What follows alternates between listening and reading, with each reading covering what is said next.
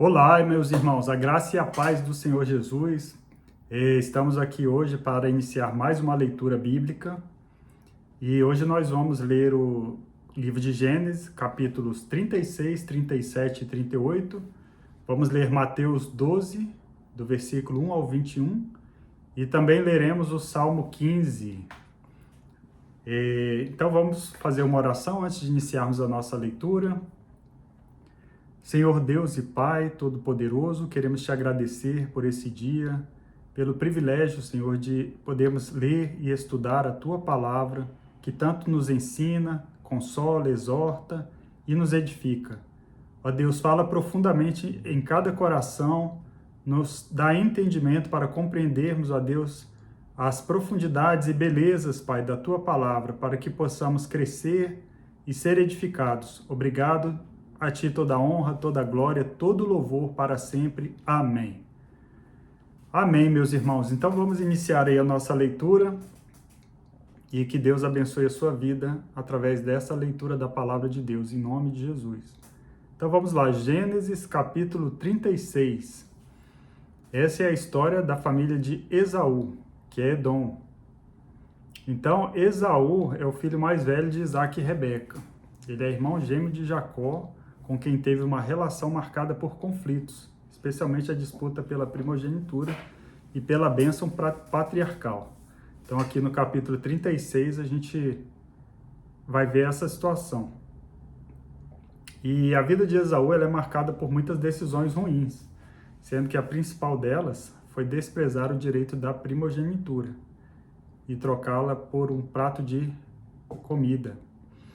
Versículo 2. Esaú casou-se com mulheres de Canaã, Ada, filho de Elon, o Hitita, e Oolibama, filha de Aná, e neta de Zibeão, o Eveu, e Basemate, filha de Ismael e irmã de Nebaiote. Então, lembrando aí que o casamento de Esaú com mulheres de Canaã foi amargura de espírito para Isaque e Rebeca, conforme está escrito lá em Gênesis 26, 34. Ou seja, Esaú não honrou os pais no que diz respeito à decisão de sua vida conjugal. E Abraão ele havia sido muito rigoroso ao escolher uma esposa para Isaque, proibindo o casamento com mulheres cananeias, está lá em Gênesis 24, 3. Isaque e Rebeca, portanto, tinham essa mesma visão, a de não relativizar costumes e crenças com relação ao casamento. Versículo 6. Esaú tomou suas mulheres, seus filhos e filhas, e todos os de sua casa, assim como seus rebanhos, todos os outros animais e todos os bens que havia adquirido em Canaã, e foi para outra região, para longe do seu irmão Jacó.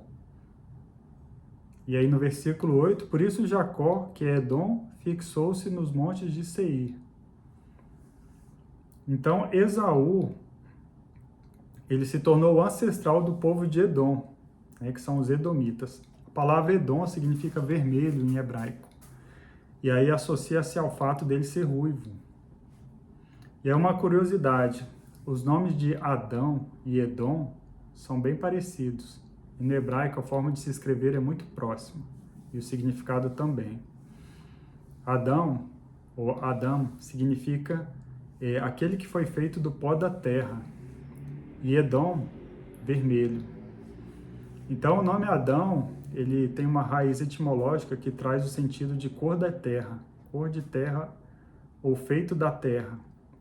E tem relação com o significado da palavra Adamá, que significa terra, solo, em hebraico. Interessante que seres humanos significa Binei Adam, filhos de Adão. Então, ser humano em hebraico, até os dias de hoje, se fala Ben Adam. Ben, filho, e Adam, Adão. Então, no versículo 9, esse é o registro da descendência de Esaú, pai dos Edomitas, nos montes de Seir. E aí, a partir do versículo 10, começa a descrever os nomes dos filhos de Esaú. Então, vamos lá para o versículo 31. Estes foram os reis que reinaram no território de Edom, antes de haver rei entre os israelitas. Então é interessante que lá em 1 Samuel 8, quando os filhos de Israel pedem um rei para os governar, eles pedem em conformidade com as nações vizinhas. E Edom era uma dessas nações, os filhos de Esaú. Versículo 40. Estes foram os chefes descendentes de Esaú, conforme seus nomes, clãs e regiões. Timná, Alva, Getete.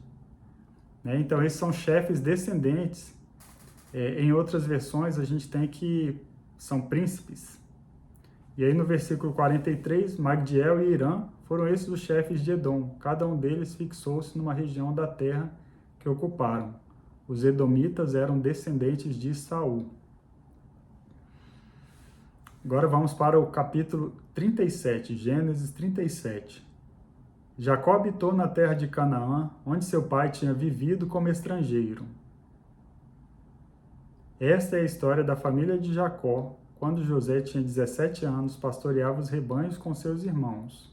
Ajudava os filhos de Bila e os filhos de Zilpa, mulheres de seu pai, e contava ao pai a má fama deles. Então Bila, ela era serva de Raquel, ela gerou Dan e Naphtali. E Zilpa, ela era serva de Lia, ela gerou Gade e Azer. E aí no versículo 3 diz assim: Ora, Israel gostava mais de José do que de qualquer outro filho, porque ele havia nascido em sua velhice. Por isso mandou fazer para ele uma túnica longa. Então Israel, ele tinha um favoritismo claro sobre José. Ele expressava isso publicamente, dando-lhe um tratamento diferenciado dos demais filhos. E isso causou um conflito familiar muito profundo, porque o tratamento desigual gerou um senso de injustiça nos outros irmãos, que se sentiram menos importantes.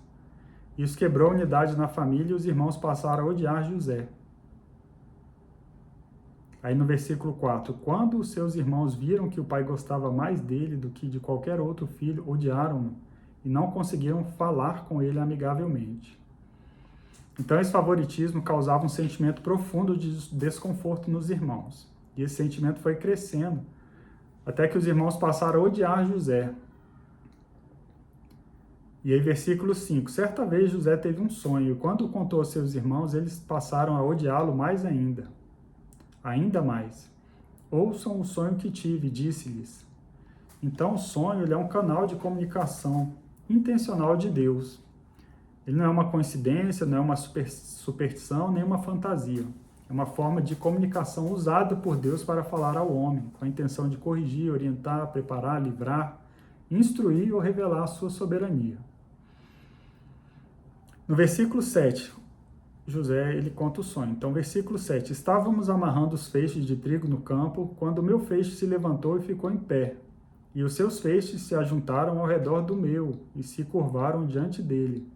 Versículo 8. Seus irmãos lhe disseram: Então você vai reinar sobre nós? Quer dizer que você vai governar sobre nós? E o odiaram ainda mais por causa do sonho e do que tinha dito. E aí no versículo 11 fala assim: seus irmãos tiveram ciúmes dele. O pai, no entanto, refletia naquilo. E no versículo 14, disse-lhe o pai: vá ver se está tudo bem com seus irmãos e com os rebanhos e traga-me notícias. Jacó o enviou quando estava no vale de Hebrom, mas José se perdeu quando se aproximava de Siquém. Um homem o encontrou vagueando pelos campos e lhe perguntou: que é que você está procurando? Ele respondeu: procuro meus irmãos, porque pode me dizer onde eles estão apacentando os rebanhos? Respondeu o homem: eles já partiram daqui. Eu os vi dizer: vamos para Dotã. Assim José foi em busca dos seus irmãos e os encontrou perto de Dotã. Então, estima-se que José ali tenha caminhado aí pelo menos uns 80 quilômetros para encontrar os irmãos dele. Uma longa caminhada, né? De Hebrom até Siquém, depois de Siquém até Dotã. E aí, versículo 18, mas eles o viram de longe, e antes que chegassem, planejaram matá-lo. Lá vem aquele sonhador, diziam uns aos outros. É agora, vamos matá-lo e jogá-lo num destes poços, e diremos que um animal selvagem o devorou. Veremos então o que será de seus sonhos. Então, os irmãos, eles desejam ali, naquele momento, matar José e jogá-lo num poço e já tramam ali uma mentira para acobertar aquele crime. Então, os irmãos tiveram um sentimento semelhante ao de Caim, quando levou o seu irmão Abel ao campo para matá-lo. achando que pelo fato de estarem distantes dos olhos dos outros, poderiam agir impunemente. Eles verbalizaram esse sentimento. Versículo 21. Quando Rúben ouviu isso, tentou livrá-lo das mãos deles, dizendo: não lhe tiremos a vida. Então, no coração de Rúben houve temor de Deus. Antes de Israel receber os mandamentos, já estava gravado em sua consciência que não se devia tirar a vida de alguém. E versículo 22 acrescentou, não derramem sangue, joguem-no naquele poço no deserto, mas não toquem nele. Rúben propôs isso com a intenção de livrá-lo e levá-lo de volta ao pai. Então Rúben, de certa forma, ali como filho mais velho, ele se sentia responsável pela proteção e segurança ali dos filhos mais novos. Versículo 25. Ao se sentarem para comer, viram ao longe uma caravana de ismaelitas que vinha de Gileade. Seus camelos estavam carregados de especiarias, bálsamo e mirra, que eles levavam para o Egito. Judá disse então a seus irmãos: que ganharemos se matarmos o nosso irmão e escondermos o seu sangue? Só que nesse momento prevalecia entre os irmãos uma indiferença moral pela vida de José. A intenção dos irmãos ali era fazer José sumir. E aí no versículo 29, quando Rúben voltou ao poço e viu que José não estava lá, rasgou suas vestes e voltando a seus irmãos disse: o jovem não está lá, para onde irei agora? Versículo 31, então eles mataram um bode, mergulharam no sangue a túnica de José e a mandaram ao pai com este recado: achamos isto, veja se é a túnica de teu filho. Então essa é a hora em que o pecado tenta encontrar uma razão que o justifique e não encontra. Aí o pecado gerou um outro pecado, que foi a mentira. É o momento em que o mal procura justificação, mas a realidade não colabora. Então a pessoa cria racionalizações artificiais. E no versículo 33, ele a reconheceu e disse: é a túnica de meu filho, um animal selvagem o devorou. José foi despedaçado. Então ali Isaac, por anos, a partir daquela notícia, ele passou a crer na mentira. Ele passou a crer que aquela mentira fosse uma verdade. Passou a viver amargurado e triste por causa da perda daquele filho, da suposta perda de uma forma tão violenta e brutal. Então a história de José, ela aponta para Cristo de muitas maneiras. José era o filho amado, Cristo o filho unigênito. José foi rejeitado pelos seus irmãos. Cristo rejeitado pelos seus. José, ele é vendido. Jesus, ele é traído e vendido. José sofre injustamente. Jesus sofre injustamente. José é humilhado. Jesus foi humilhado. José salvou o povo da fome. Jesus nos salvou dos nossos pecados. José perdoa seus irmãos. Jesus perdoa os que se arrependem e creem. Então é muito interessante, porque assim como Isaac, que é Israel, creu numa mentira por anos, Israel como nação passou a crer numa mentira também. Conforme aconteceu após a ressurreição de Cristo. Está lá em Mateus capítulo 28. Então, na ocasião, os sacerdotes, junto com os líderes religiosos, eles deram uma grande soma de dinheiro para os soldados, para que não divulgassem entre os discípulos, ou entre o povo, entre as pessoas, que Jesus havia sido ressuscitado. Eles divulgaram que os discípulos furtaram o corpo de Jesus à noite. E essa versão ficou entre os judeus. Versículo 34. Então Jacó rasgou suas vestes, vestiu-se de pano de saco e chorou muitos dias por seu filho. Então, o ponto-chave nesse paralelismo é que, assim como Jacó, que é Israel, creu na mentira de seus filhos, de que José havia sido morto, o povo de Israel também creu que os discípulos de Jesus furtaram o corpo dele após a ressurreição. Então, Mateus capítulo 28 fala sobre isso. Interessante que a dor de Jacó um dia terminou. E essa dor durou até o dia em que José, já exaltado, se revelou. Gênesis capítulo 38. Vamos passar para o capítulo 38 agora. capítulo 38, ele traz algumas informações interessantes. Ele fala ali sobre a lei do levirato, né, do latim levir, cunhado. Era um costume antigo presente em Israel e em outras culturas do Oriente Médio, segundo o qual, se um homem morresse sem filhos, seus irmãos deveriam casar-se com a viúva para gerar um herdeiro em nome do falecido. Qual era o objetivo? Era garantir a descendência do irmão morto e proteger a viúva, social e economicamente, né? Então, posteriormente, esse costume foi formalizado na lei de Moisés. Está lá em Deuteronômio 25, de 5 a 10. Então, o primeiro filho que nascesse desse novo casamento era considerado filho do falecido, preservando seu nome e herança. Então, vamos lá, versículo 1. Por essa época, Judá deixou seus irmãos e passou a viver na casa de um homem de Adulão, chamado Irã. Ali, Judá encontrou a filha de um cananeu chamado Suá, e casou-se com ela. Ele a possuiu. Ela engravidou e deu à luz um filho, ao qual ele deu o nome de Er. Versículo 6. Judá escolheu uma mulher chamada Tamar para Er, seu filho mais velho. Mas o Senhor reprovou a conduta perversa de Er, filho mais velho de Judá, e por isso o matou. Então Judá disse a Onã: case-se com a mulher de seu irmão, cumpra suas obrigações de cunhado para com ela, e dê uma descendência a seu irmão. Mas Onã sabia que a descendência não seria sua. Assim, toda vez que possuía a mulher de seu irmão, derramava o sêmen no chão para evitar que seu irmão tivesse descendência. O Senhor reprovou o que ele fazia e por isso o matou também. Versículo 12. Tempos depois morreu a mulher de Judá, filha de Suá.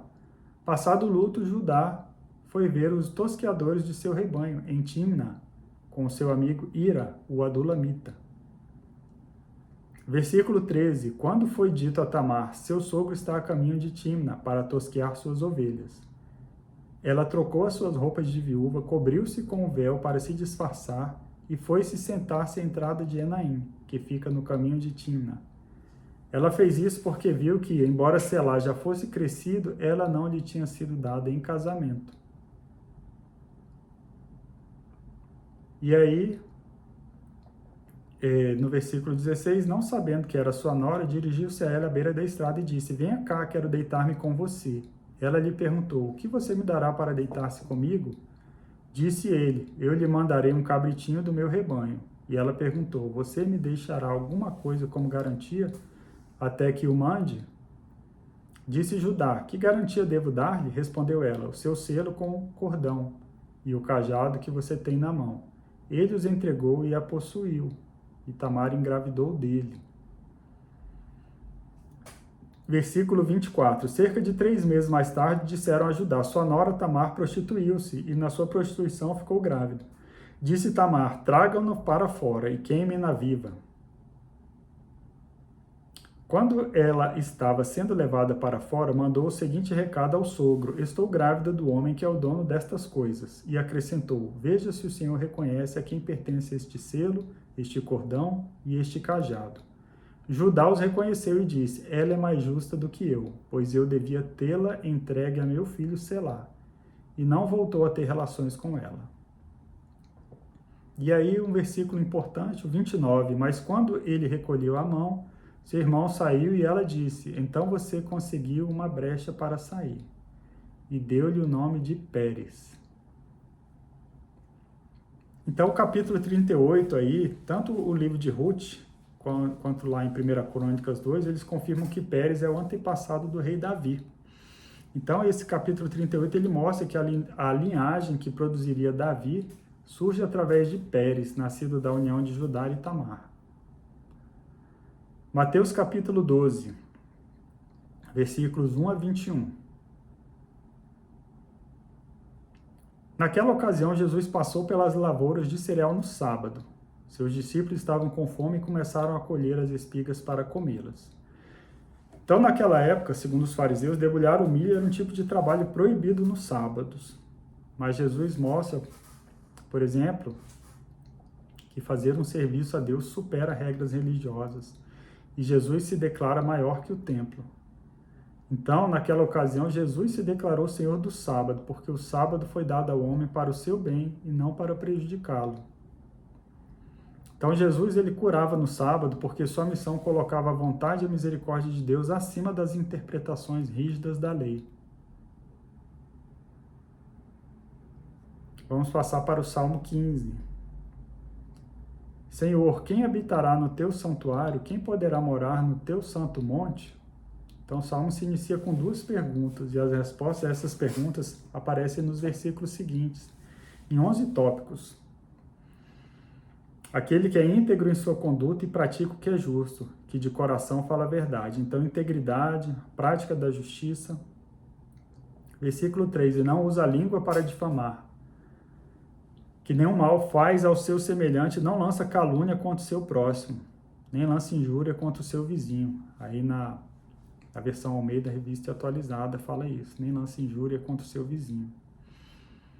Então, calúnia é você atribuir falsamente a alguém um crime. Difamação é você atribuir a alguém um fato ofensivo ou desonroso. E injúria é você ofender a dignidade ou decoro de uma pessoa. Versículo 4, que rejeita quem merece desprezo, mas honra os que temem ao Senhor, que mantém a sua palavra mesmo quando sai prejudicado. Que não empresta o seu dinheiro visando lucro, nem aceita suborno contra o inocente. Quem assim procede nunca será abalado. Então, que Deus abençoe a sua vida nesse dia, através dessa leitura, em nome do Senhor Jesus. Amém.